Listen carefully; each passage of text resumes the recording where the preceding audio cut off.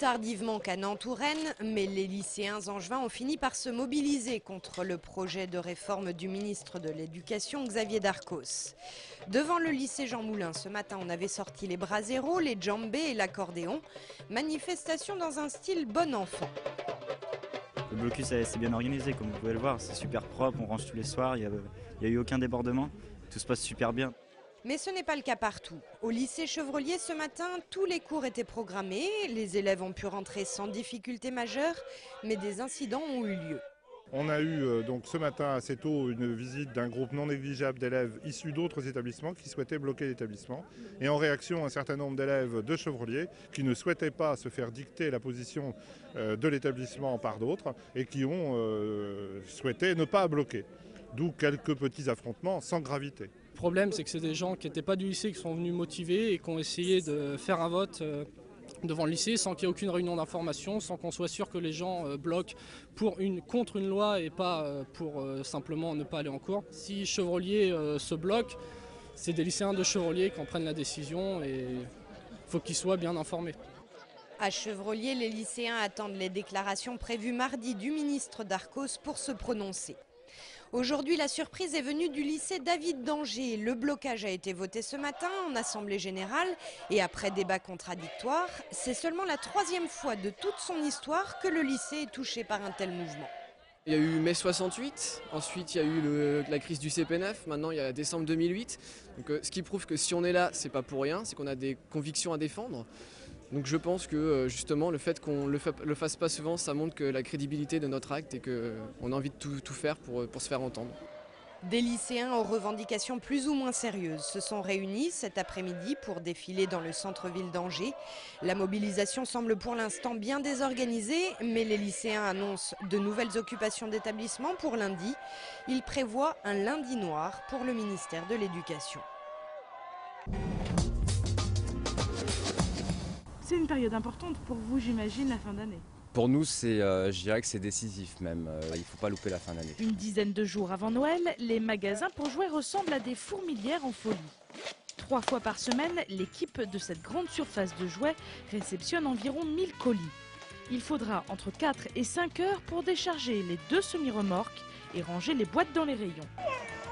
Cette effervescence est justifiée, ce magasin accueille en ce moment près de 1000 clients par jour, 3 fois plus que le reste de l'année. À la fin, on est un peu content que ça se termine, même si après il y a l'époque des retours dont je m'occupe et là aussi c'est du stress supplémentaire. 6 saisonniers sont embauchés pour renforcer l'équipe. Il faut dire que la période est cruciale. Le magasin fait la moitié de son chiffre d'affaires de l'année en quelques semaines. La crise est présente. Nous avons quand même la chance d'avoir un métier et surtout une activité qui nous permet de ne pas avoir trop de sacrifices finalement.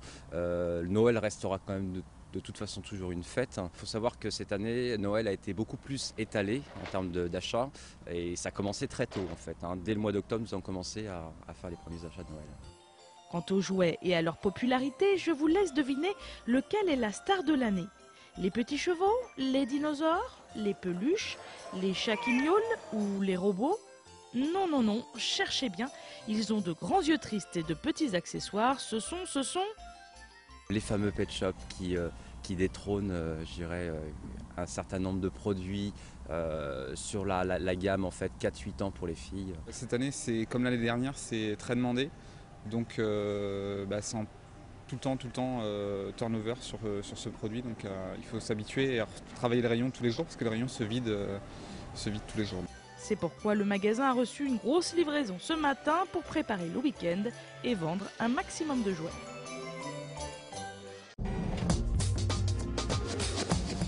La bonne nouvelle, c'est que Teddy Chailly devrait voir le bout du tunnel dès ce week-end. Le joueur d'Angers-Noyant devrait faire son retour dans l'équipe lors du match face à Montpellier dimanche après-midi. Si l'on en parle, c'est parce que Teddy était un des joueurs cadres de l'équipe et qu'il vient de passer 10 mois blessé après une rupture des ligaments croisés. Et 10 mois, c'est long. Ce qui compte, c'est que je savais que derrière, j'allais reprendre. J'aurais été vraiment désespéré si je m'étais dit, par exemple, si je m'étais dit, voilà, ce serait la dernière saison cette année et que j'aurais fini comme ça.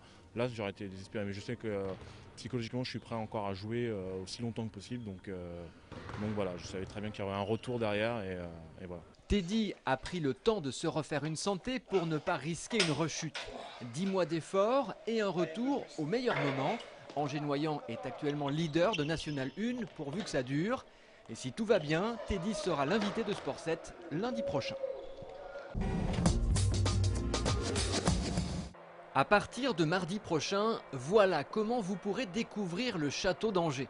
Sa nouvelle mise en lumière, imaginée par l'artiste rennais Yann Kersalé, lui donnera ce nouveau visage tous les soirs jusqu'à 1 h du matin.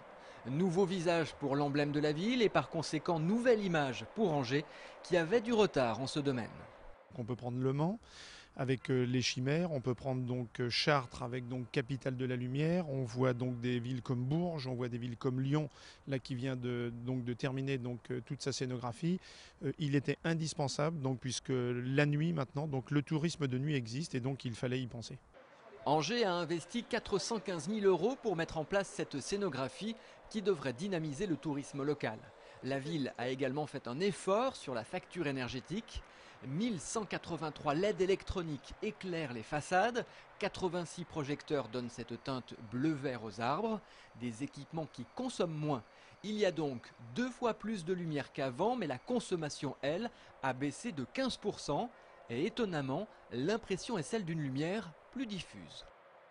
En fait, la puissance a été plutôt redistribuée sur les arbres plutôt que sur le château. Et quand je disais pour la cathédrale une baisse de luminosité, c'est aussi par là qu'on fait des économies. La cathédrale était jusqu'à présent trop éclairée. Yann Kersalé a tout simplement souhaité baisser la lumière. Pour le moment, seule une partie de la façade du château qui donne sur la Maine est mise en lumière. Mais il faudra encore au moins 5 ans pour créer un véritable parcours lumineux dans Angers, du château jusqu'à la Doutre.